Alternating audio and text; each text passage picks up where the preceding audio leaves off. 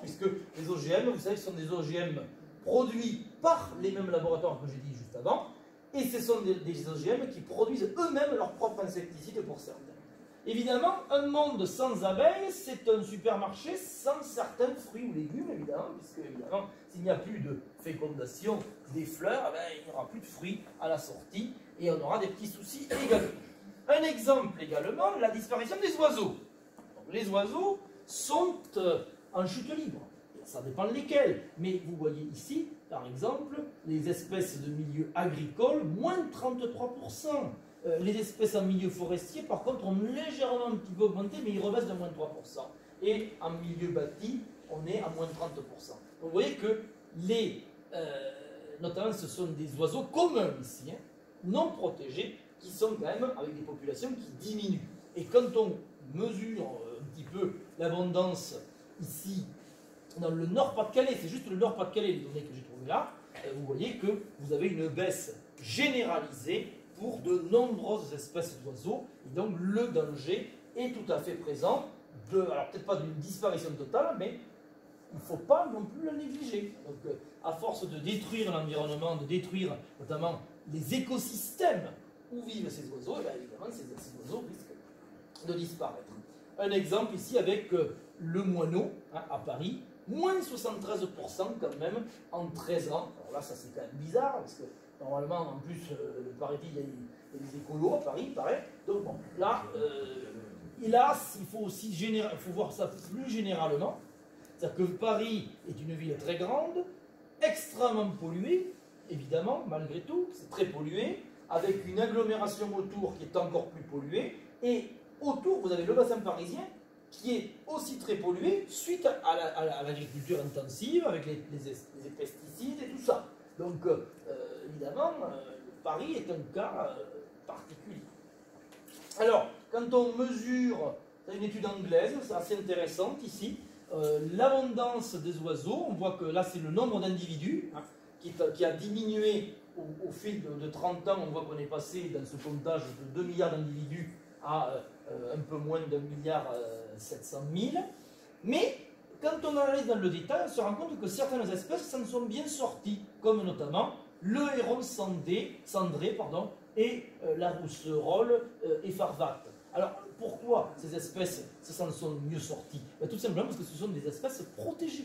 Donc, en fait, qu'est-ce que ça veut dire tout ça? Ça veut dire que dès lors qu'on prend la décision de protéger une espèce ou de protéger l'écosystème de cette espèce, eh bien, on peut avoir une restauration de l'écosystème et une restauration des populations. Donc, ça veut dire qu'il faut agir. Par contre, il faut le faire. Encore faut-il protéger ces espèces. Donc, plus d'un quart, 26% des quelques 5000 espèces évaluées par les scientifiques implantées en France métropolitaine et en Outre-mer sont aujourd'hui menacées de disparition.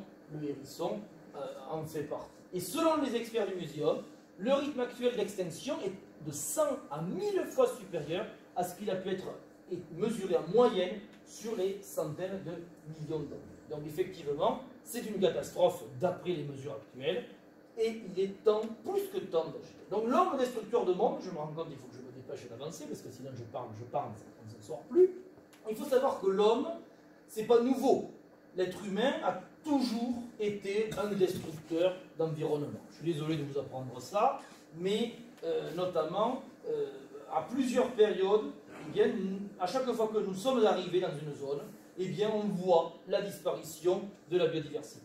Vous avez ici la mégafaune du Pléistocène qui a disparu. Alors, elle a disparu probablement pour plusieurs raisons, parce qu'elle a été adaptée quand même à un climat plutôt frisqué, on va dire, mais on se rend compte également que cette mégafaune a souvent disparu suite à l'arrivée d'Homo sapiens dans la zone où ces animaux pouvaient régner. Et d'ailleurs, cette étude le montre, bien entendu, on peut toujours discuter, mais on voit ici la flèche noire, c'est le moment où l'être humain arrive dans la zone. Vous avez ici l'Australie. Dès lors que Homo sapiens arrive en Australie, vous avez une diminution très nette du pourcentage de mégafaune mammalienne survivante dans la population. Pareil ici en Amérique du Nord, pareil à Madagascar. Alors, on voit qu'en Afrique, par contre, ça a moins diminué. Donc ça, c'est assez perturbant quand on trouve ce genre de résultat, parce qu'on se rend compte que en fait, ce n'est pas uniquement l'homme moderne, l'homme d'aujourd'hui, qui détruit l'environnement, mais en fait, on se rend compte qu'on a toujours été plus ou moins destructeur.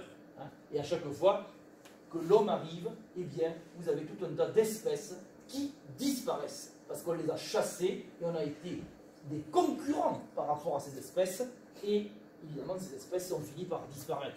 L'archétype, c'est bien entendu le Moa, hein, bien entendu, qui vivait en Nouvelle-Zélande et qui a été décimé par les premiers colons dès le XIe siècle. D'ailleurs, ce Moa qui a été retrouvé par Richard Owen, hein, vous savez, Richard Owen, le célèbre paléontologue du Muséum de Londres, hein, qui a notamment inventé le terme de dinosaure, hein, et bien, voilà, un squelette de Moa, qui est un énorme oiseau, une espèce d'émeu géant, qui a totalement disparu suite à l'arrivée des Homo sapiens en Nouvelle-Zélande.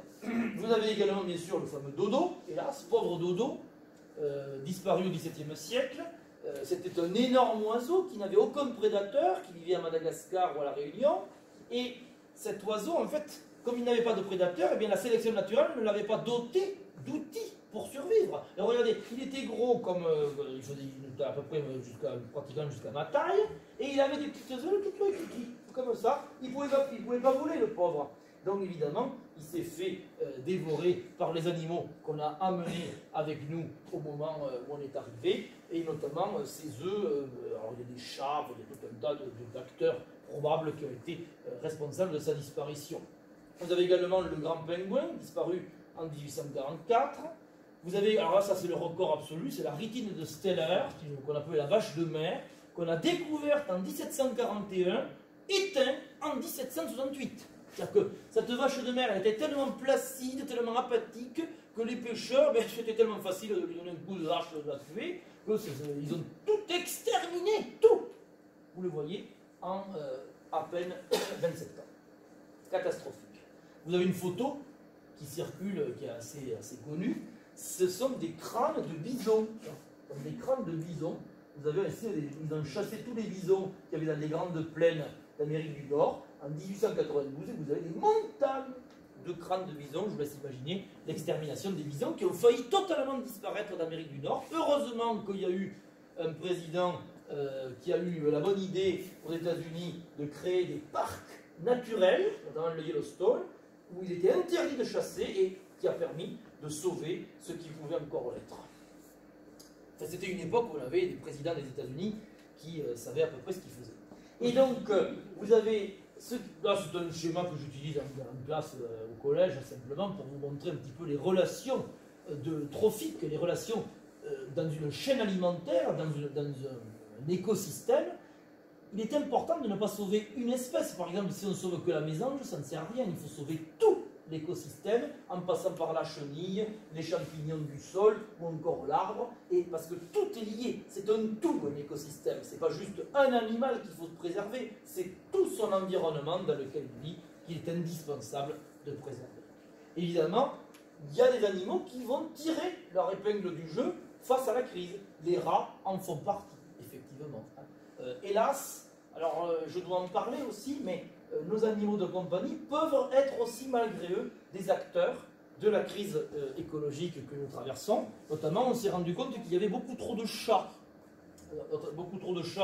en Europe, notamment, qui, hélas, le chat, c'est un chasseur, vous le savez, eh bien, peut entraîner une pression très importante sur la survie de certains oiseaux, notamment. Pas que les oiseaux, mais effectivement, le chat est un animal qui a été importé par l'homme, qui peut entraîner des désordres écologiques dans nos milieux de vie.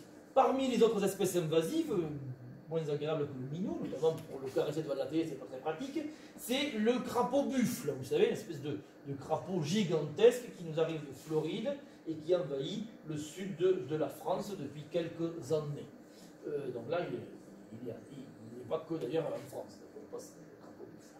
Vous avez également la pyrale du buis qui a hélas détruit nos jardins depuis quelques années et qui, vous le voyez, a envahi complètement la France. C'était un graphique de 2015, vous pouvez s'imaginer, aujourd'hui il y en a partout. Donc ça a été une hécatombe. C'est-à-dire que cette pyrale du buis qui arrive de Chine, qui a été amenée avec des buis chinois prétaillés, parce que ça coûte moins cher d'amener des buis tout prétaillés par des Chinois en France, et donc on a amené également le parasite du buis chinois et le buis français. Et là, ce n'était pas immunisé, si j'ose dire, contre le parasite du buis chinois. Vous avez également la fameuse Colerpa taxifolia qui a été malencontreusement libérée d'un aquarium de Monaco il y a quelques années et qui envahit aujourd'hui les herbiers à Posidonie en Méditerranée, qui est un véritable cauchemar pour les écosystèmes marins en Méditerranée également. Et plus loin de nous, vous voyez ici une carte ici de la destruction des vignes dans les années 1880 et 1905 par le phylloxéra, qui a été une véritable hécatombe également, et en fait dont on a été victime nous, mais en fait c'était à cause de nous qu'on avait apporté des maladies qui n'existaient pas auparavant. D'autres espèces invasives, dont on est aussi totalement responsable, le frelon asiatique, hein, que vous connaissez également peut-être, et qui envahit peu à peu nos contrées suite donc à son import. Et donc, la question, pour terminer, c'est est-ce que Homo sapiens se met-il lui-même en danger? C'est vraiment ça la question. Vous voyez ici qu'en 1961, on estimait qu'on avait à peu près 0,43 hectares par habitant pour nourrir un être humain. En 2008, c'était tombé à 0,26. Et je vous laisse imaginer, aujourd'hui, c'est encore pire, puisque la population continue à augmenter, alors que la surface agricole cultivable, elle reste à peu près stable. Donc, inutile de vous dire que cela va avoir des conséquences assez désagréables. Et donc, ici, vous avez le rendement agricole. Alors, les rendements agricoles, on voit que c'est un peu plus fort ici que, par exemple, en Afrique, parce qu'ici, on rajoute des engrais. Qui dit productivité agricole dit pétrole et gaz à gogo. C'est-à-dire que si vous enlevez le pétrole et le gaz, votre productivité agricole, elle va quand même, d'après les méthodes actuelles, bien entendu, elle va considérablement baisser. Et la vraie question, c'est comment va-t-on faire pour nourrir les 10 milliards d'êtres humains qui nous sont promis pour dans 30 ans. À l'heure actuelle, à part d'être démographe à l'ONU, qui vous disent tout va très bien, on va gérer, bien sûr, je ne sais pas trop comment on va gérer ça. Effectivement, c'est un vrai problème. Autre problème, l'élevage intensif.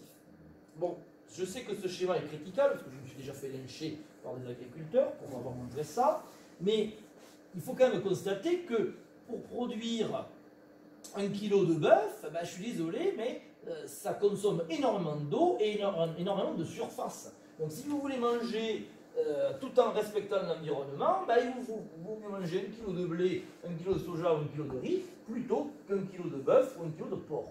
D'ailleurs, ça vous cuira moins, peut-être d'ailleurs. On va dire que le juste milieu, ça reste encore la volaille, quand on veut un petit peu de viande, mais effectivement, la viande rouge est un cauchemar écologique, puisque ça consomme énormément d'énergie pour produire. Ça, c'est ce qu'on fait en classe. Hein. Ça, c'est vos enfants ou vos petits-enfants voient ça en 4e, par exemple. On voit un petit peu la quantité d'eau qu'il faut pour 200 grammes de steak haché. Il faut 2400 litres d'eau, 40 mètres carrés de terre cultivable. Voilà, pour le bout de fromage, 10 litres d'eau. Enfin, voilà, on peut faire des calculs assez intéressants et de voir un peu le bilan. Évidemment, le bilan énergétique de notre assiette, et inutile de vous dire que il vaudrait mieux se passer, on va dire, de viande rouge. Alors, je ne dis pas de ne plus en manger, mais de toute façon, en manger tous les jours, c'est mauvais pour la santé. Voilà, je suis désolé, c'est comme ça. Donc, il vaut mieux éviter, il faudrait essayer de tendre vers un régime un peu moins carné, ça serait peut-être un peu mieux. Et d'ailleurs, on voit ici le problème, c'est que la production mondiale en viande des poissons n'a cessé d'augmenter depuis 30 ans. En fait, au niveau mondial, vous vous rendez bien compte qu'il y a des pays qui étaient végétariens, qui sont devenus en quelque sorte carnivores, si j'ose dire. Évidemment, tout ça a des conséquences, et ça a des conséquences notamment sur l'eau. L'avenir, ça va être encore une fois des pénuries d'eau. Avec le réchauffement climatique, des pays qui sont déjà aujourd'hui extrêmement peuplés vont se retrouver avec un fort déficit hydrique. Ça, c'est les chiffres des Nations Unies. Et notamment, l'Afrique et l'Inde vont avoir d'énormes problèmes. D'énormes problèmes. En Chine aussi, bien entendu. Donc ça va être vraiment des problèmes. D'ailleurs, on voit même que même les États-Unis vont avoir un déficit hydrique d'ici à 2025. Donc, actuellement, 30% de la population mondiale n'a pas assez d'eau. Et en 2025, on estime que ça pourrait monter à 50%. Reste pour imaginer les années qui nous attendent. En 1950, un être humain avait accès à 20 000 m3 d'eau potable et par an. Et en 2025, ça ne sera plus que 5 000.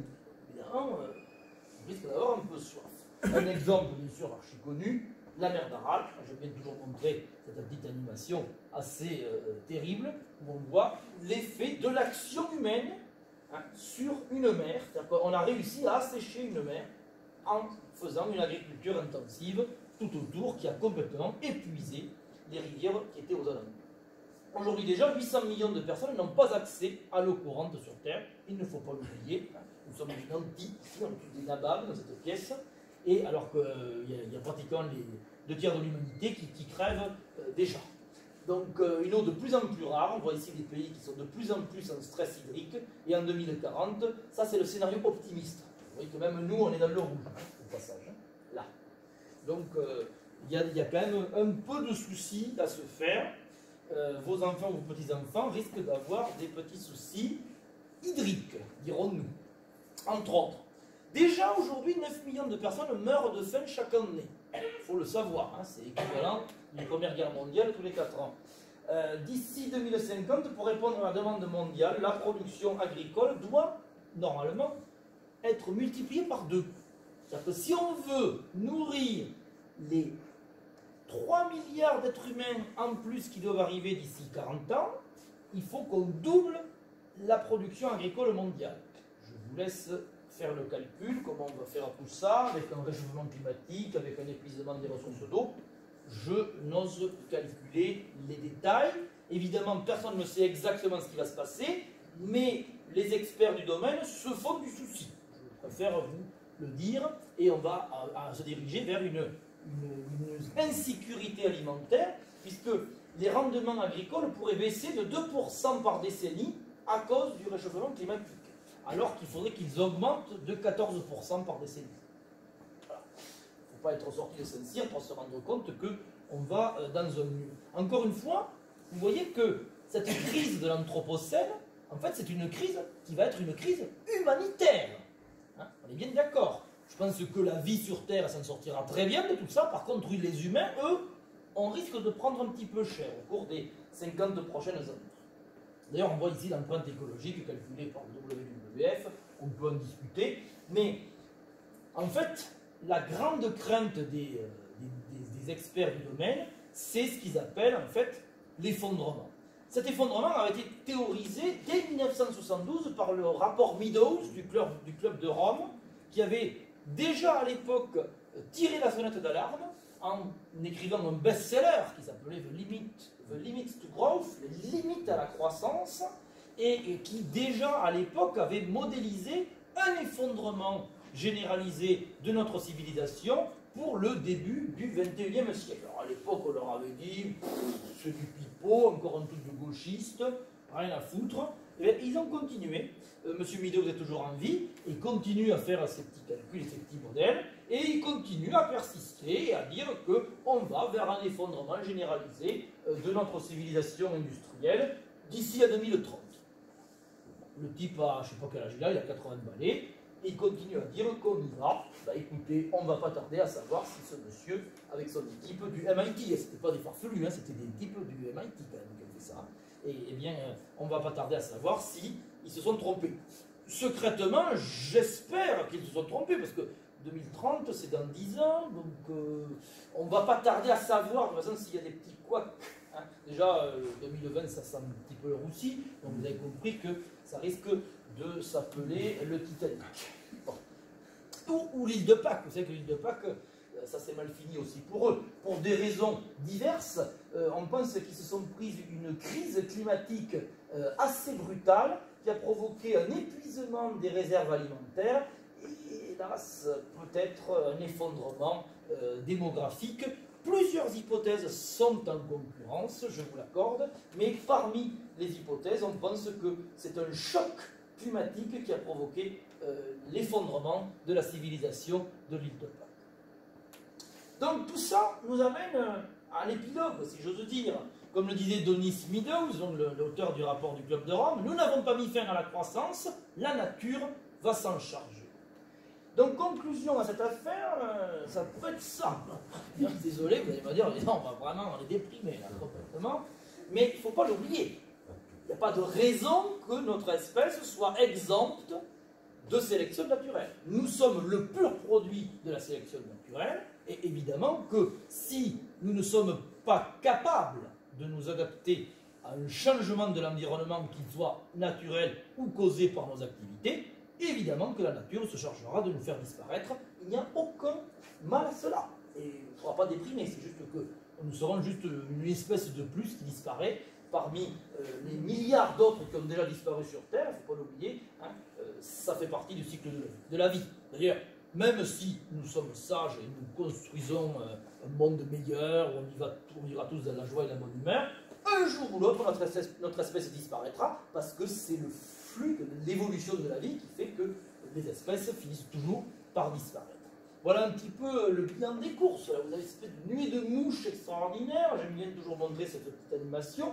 C'est tout simplement les avions qui volent tous les jours au-dessus du ciel. Voilà. Vous avez ici des espèces de nuées de mouches. Vous comprenez aisément que cette époque que nous vivons est très particulière. Nous sommes capables de faire voler 500 000 avions en continu au-dessus des cieux de la planète. On s'est fait plaisir, ça c'est sûr, on s'est bien fait plaisir. Mais il arrivera un moment où ça ne sera plus possible. J'espère qu'il y en a qui ne veulent pas l'entendre, ils disent non, on continuera pour l'éternité à faire ce qu'on veut. Eh bien non, un jour on ne pourra pas faire ce qu'on veut. Un exemple ici, c'est une image, toujours pareil. Voici vous êtes au sommet de l'ère pétrolière et de l'ère carbonier, du carbone, si j'ose dire. Évidemment, ça n'est qu'un très bref instant de l'histoire de l'humanité. C'est très très bref. Et aujourd'hui, nous sommes là, et peut-être que demain, on sera là. On sera peut-être revenu de chasseurs-cueilleurs. Certains disent qu'on pourra peut-être avoir des voitures volantes.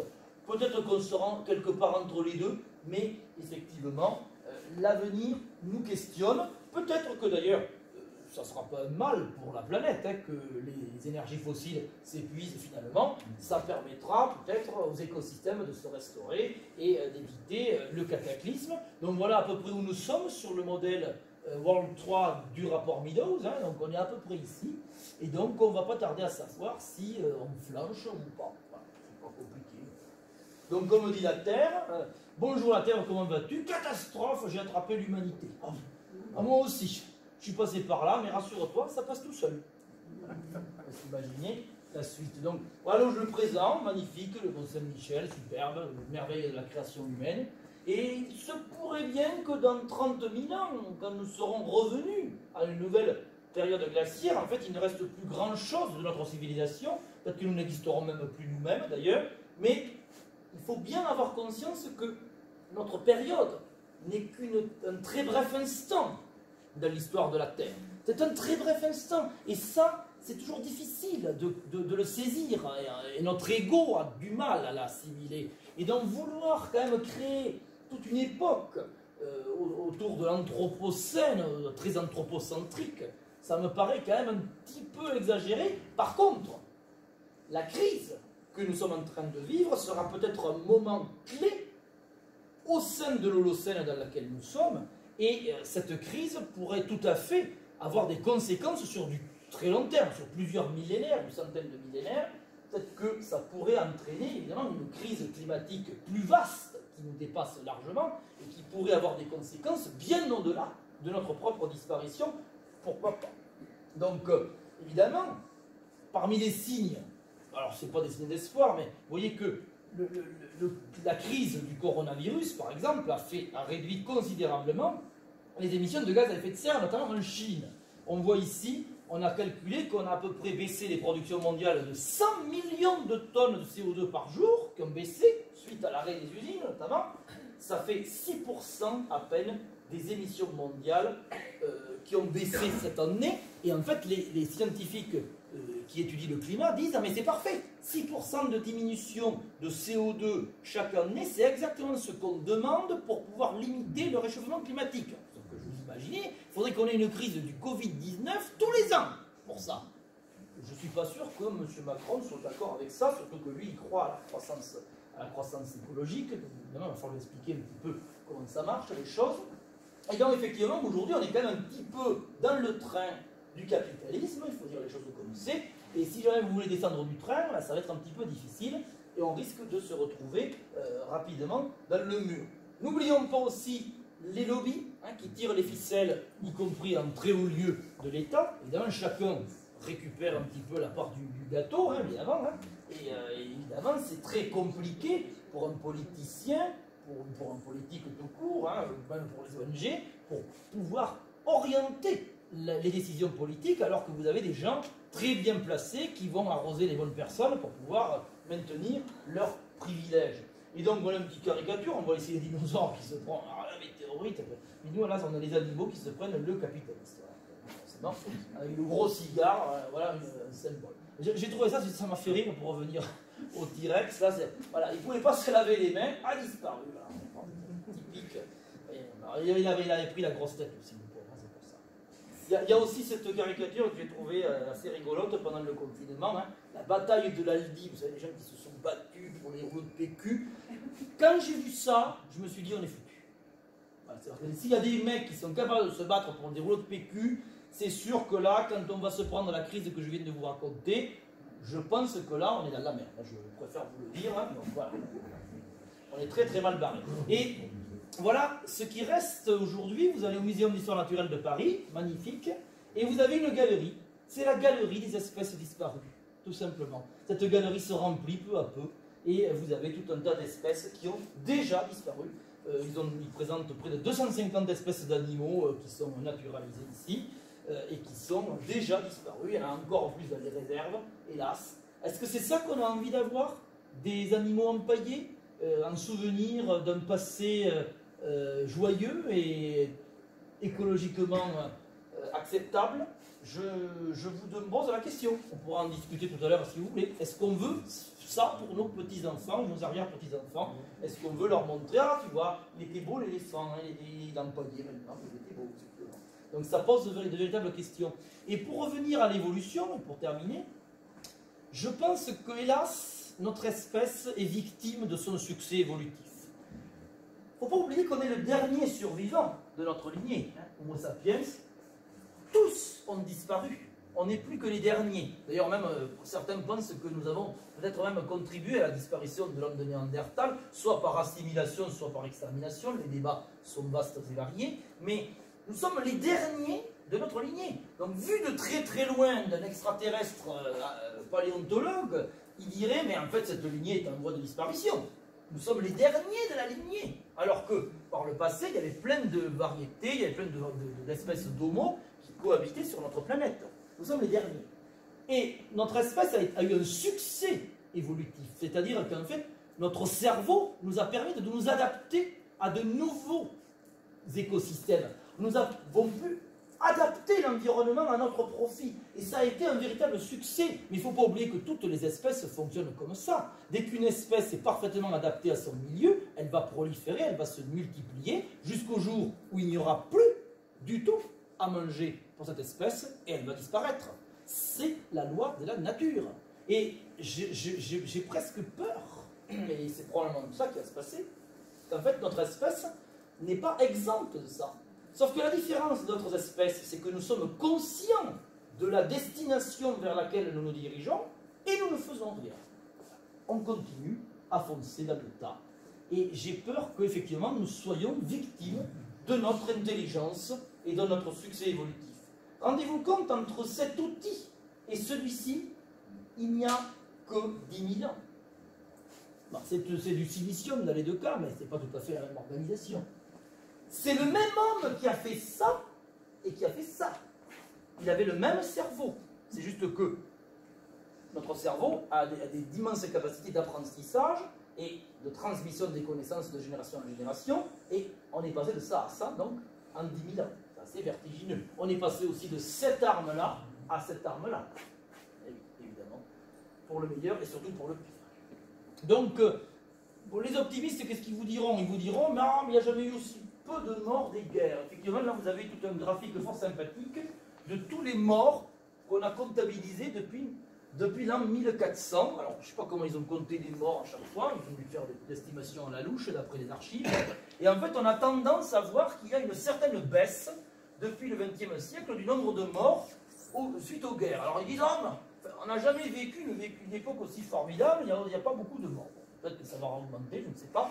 mais peut-être qu'il y a peut-être un peu d'espoir, que l'humanité va s'assagir, peut-être, pas, pourquoi pas. Certains, dans leur modèle, ici, Sanderson et son équipe ont proposé qu'en fait, le maximum de population, une fois atteint, va rediminuer, et la pression sur l'environnement finira par décroître, et peut-être qu'on passera ce bottleneck, ce qu'ils appellent le bottleneck, c'est-à-dire le pic d'actions néfastes sur l'écologie et l'environnement, et qu'au-delà, ça finira par redescendre, et que peut-être que dans ce futur hypothétique, l'humanité vivra enfin en équilibre avec son environnement. On peut avoir de l'espoir, tous les humains ne sont pas des salauds, heureusement, évidemment, vous avez ici des gens qui aident certains animaux. Vous avez ce couple assez vertigineux, un couple qui s'est installé il y a 20 ans dans cette vallée du Brésil, et vous voyez, ils ont planté des arbres, et aujourd'hui, voilà le même endroit, en 2019, vous voyez que l'être humain peut aussi utiliser son intelligence pour faire des choses positives. Encore faut-il qu'il y ait plus d'êtres humains positifs que d'êtres humains négatifs. Ça, c'est un autre problème. Et il me revient en mémoire cette citation de Ian Macmillan, célèbre ornithologue du début du XXe siècle, qui dit un jour « Il faut sauver les condors ». Non pas seulement parce que nous avons besoin des condors, mais parce que nous avons besoin de développer les qualités humaines nécessaires pour les sauver. Car ce sont ces qualités-là dont nous aurons besoin pour nous sauver nous-mêmes. Ça, c'est quelque chose de très important. Et je conclurai sur cette photo, qui est le fil conducteur de la soirée, cette photo de la Terre prise à 10 milliards de kilomètres. Et ne pas oublier que nous sommes vraiment perdus dans un océan d'univers extrêmement hostile, sur une planète d'ailleurs qui, de plus en plus, là c'est une photo prise le 7 décembre 1972 par la mission Apollo 17, on est vraiment perdu dans le vide, quoi. On est là, vous êtes ici. Et ça, je pense que l'humanité doit avoir vraiment conscience de ça. On en a pris conscience quand on a vu ces images extraordinaires. Et aujourd'hui, on se rend compte que notre planète est probablement beaucoup plus rare que ce qu'on pouvait imaginer. Parce que tous les paramètres ont été réunis pour que la vie puisse éclore et se développer de manière durable sur notre planète. Et ça serait vraiment dommage que, évidemment, nous fassions périr tout cela. Et c'est là-dessus que je conclurai. Merci.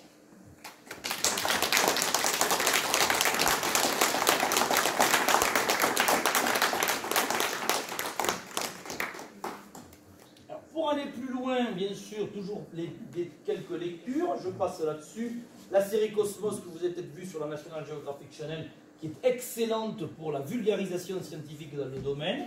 Un documentaire qui vient de passer sur France 5 la semaine dernière, il y a 15 jours, et si la Terre était unique, exceptionnel documentaire à voir et à revoir 50 000 fois, qui vous explique en fait en quoi notre planète est unique. Tous les paramètres sont parfaitement réglés pour que la vie ait pu éclore, pour que l'eau liquide ait pu perdurer pendant des milliards d'années. Tout est parfaitement réglé, si bien qu'on se demande même si la Terre ne pourrait pas être unique dans l'univers, sous sa configuration telle qu'on la connaît. Bien entendu, il n'y aurait pas d'autres planètes identiques à la Terre. Je ne dis pas qu'il ne pourrait pas y avoir d'autres planètes habitées dans l'univers, mais pas sous cette forme-là.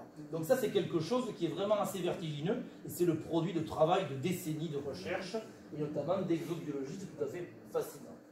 Ensuite, bien sûr, un excellent documentaire que vous pouvez retrouver sur Internet, L'homme a mangé la Terre, qui vous décrit le concept d'Anthropocène, avec notamment un bouquin qui m'a permis de réfléchir sur ces sujets-là. L'événement Anthropocène, excellent bouquin donc écrit par un chercheur du CNRS. Et évidemment, le classique, Les limites à la croissance, le rapport Meadows, édition française, qui a été réédité il y a une dizaine d'années. Uber Eats, bien sûr, il y en a d'autres, Mal de terre, évidemment. 2050, rendez-vous à risque chez Belin Édition pour la science. Des documentaires, Quand le climat écrit l'histoire, excellent documentaire qui met en parallèle les événements historiques humains et les événements climatiques, et on se rend compte que souvent il peut y avoir des corrélations assez intéressantes. Quelques séries de sciences, on va dire d'anticipation scientifique, qui peuvent être assez intéressantes. Et puis, bien sûr, des bouquins sur l'Anthropocène. Bien sûr, Certains bouquins sont plus des bouquins, on va dire, plus sociétaux, dirons-nous, mais ce qui mérite quand même une analyse intéressante.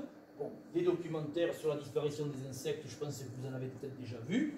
Des bouquins également plus polémiques qu'on m'a prêtés, que je n'avais pas trop envie de lire au début parce que c'était un climato-sceptique. Mais à l'arrivée, c'est pas toujours inintéressant de lire des bouquins d'un climato-sceptique qui argumente, bien entendu, puisqu'en fait, il arrive à trouver effectivement certains arguments, notamment au tout début de l'histoire du GIEC, où effectivement il y a pu y avoir quelques chiffres parfois qui étaient un petit peu arrondis, et c'est tout là-dessus, c'est tout pour le moment. Voilà. Donc si vous avez des questions, n'hésitez pas à me les poser, je suis sûr que je n'ai pas été clair sur certaines parties. J'ai essayé d'être synthétique, parce que le sujet est effectivement très vaste. Hein. J'ai parlé un petit peu de beaucoup de choses, mais effectivement, je pense que l'image à retenir, c'est cette magnifique image qui a été prise la nuit de Noël 1968. C'était Apollo 8. C'était la première mission Apollo qui faisait le tour de la Lune. Et après 20 tours de Lune, qu'est-ce qu'ils ont commencé à voir? Ils ont vu apparaître la Terre. Et en fait, comme disait l'astronaute qui est allé là-bas, il a dit « Nous étions partis voir la Lune et nous avons découvert la Terre. » Voilà. Je vous laisse imaginer les conséquences. Évidemment, cette photo est exposée à la Maison Blanche, encore aujourd'hui.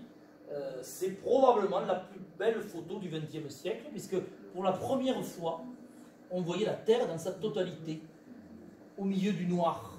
Voilà. Alors pourquoi on ne voit pas les étoiles d'ailleurs? Parce que c'est une histoire d'exposition, vous savez. Hein. Quand on prend une photo, si on surexpose, on verrait les étoiles, mais en fait la Terre apparaîtrait toute blanche. Donc, même les astronautes, hein, c'était Gene Cernan qui a été un des derniers, le dernier homme à avoir marché sur la Lune, avec la mission Apollo 17, et qui disait que même quand on voyait la Terre, on voyait juste cette bille bleue, the blue marble, qui dit, une bille bleue, qui a l'air suspendue au milieu du noir. Parce qu'en fait, on est complètement ébloui par la lumière du soleil et on ne voit pas bien les étoiles. Et il voyait très bien à l'œil nu depuis la Lune. Ça doit être assez vertigineux quand même, cette expérience. C'est-à-dire que le type, il pouvait cacher la Terre derrière son pouce. Je ne sais pas si vous imaginez. D'ailleurs, au passage, c'est un petit peu angoissant parce que vous vous dites que le seul endroit où vous pouvez vivre dans l'univers, il est là-bas, hein, à 400 000 km. Donc vous devez espérer de rentrer, je pense. Hein. Ce que je montre souvent aussi aux élèves, c'est assez vertigineux toujours, c'est la finesse de l'atmosphère. Il faut imaginer que sur une sphère style maquette de planète que vous avez à la maison, en fait l'épaisseur de l'atmosphère serait à peine plus épaisse qu'une feuille de papier. C'est hyper fin l'atmosphère terrestre. Certes, à nos échelles, l'atmosphère terrestre fait 10 km d'épaisseur pour sa partie la plus dense. Ça nous paraît gigantesque pour nous qui sommes des êtres microscopiques, bien entendu. Mais à l'échelle de la Terre, c'est une immense couche. Et quand on voit ça depuis la Lune, on peut admettre que la pollution humaine que nous injectons dans cette atmosphère terrestre depuis 200 ans, on peut admettre que notre action ait pu modifier la composition chimique de cette atmosphère, puisqu'elle est tellement fine, et donc, comme on rejette des milliards de tonnes de CO2 chaque année dans l'atmosphère terrestre, vous comprenez bien qu'il y a un moment où ça peut entraîner des dommages, bien entendu. Et en fait, c'est quoi l'atmosphère terrestre? C'est juste une fine couche de gaz qui est plaquée sur une bille de roche par la pesanteur. Ça n'est que ça. C'est-à-dire que la pesanteur terrestre nous plaque au sol et plaque avec elle la couche d'air qui embaume en quelque sorte la planète. Et cette atmosphère devient-elle? Au départ, elle est venue des volcans. Sans les volcans, nous ne serions pas là. Là aussi, merci les volcans, évidemment. Merci les volcans, puisque les volcans ont constitué une première atmosphère primitive, essentiellement constituée d'ailleurs de CO2. C'est pour ça que les taux de CO2 qu'on a vus tout à l'heure étaient énormes. Il y a 500 millions d'années ou 4 milliards d'années, ils étaient stratosphériques, c'est le cas de le dire, les taux de CO2, parce que c'était que les volcans qui avaient agi. Et puis ensuite, l'eau s'est condensée, ça a formé les océans. Donc les océans se sont formés, ça a pris à peu près 100 millions d'années, d'après les mesures stratigraphiques. Il a plu pendant 100 millions d'années, vous imaginez. C'est pire que la Bretagne, le truc. Extraordinaire. Et donc, résultat des courses, ça a formé les océans.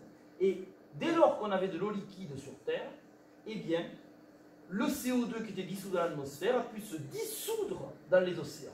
Et ensuite, ce CO2 a pu réagir avec des ions, notamment des ions calcium, pour former du carbonate de calcium, du calcaire. C'est comme ça que l'essentiel du CO2 primitif a disparu de l'atmosphère, l'effet de serre a diminué sur Terre, et qu'on est arrivé à des températures un peu plus acceptables, et que la vie, ensuite, a pu véritablement se développer. Pendant 4 milliards d'années, la vie est restée cantonnée dans les océans. Elle ne pouvait pas en sortir, pour la bonne et simple raison que l'atmosphère terrestre n'était pas totalement terminée, si j'ose dire. Terminée, ça fait longtemps que tout ça.